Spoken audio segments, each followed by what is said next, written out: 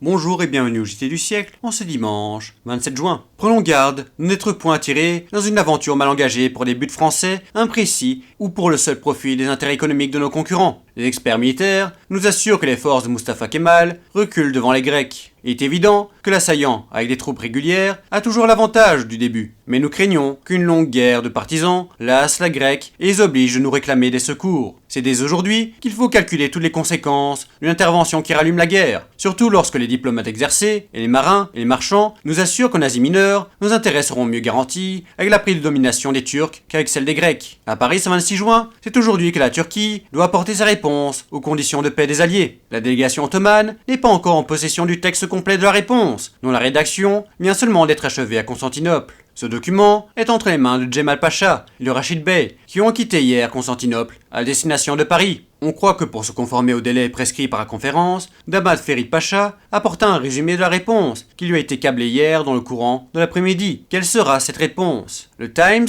reçoit une dépêche de Constantinople du 24 disant qu'il y a eu lieu de croire que les délégués de paix turcs refuseront d'accepter les conditions alliées relativement à la Thrace et Smyrne et qu'ils élèveront des objections à certaines clauses touchant le contrôle des détroits par une commission internationale. Ils allégueront comme raison que ces clauses retirent à Turquie toute souveraineté effective dans la zone de contrôle. Les Turcs accepteront cependant le principe du contrôle international émettant l'espoir que la Turquie sera représentée dans la commission des détroits. Ils accepteront et reconnaîtront les nouveaux États créés par le traité, mais ils protesteront contre la cession d'un port turc de la mer Noire à l'Arménie et contre les clauses financières du traité. C'était le JT du siècle, l'info de notre histoire.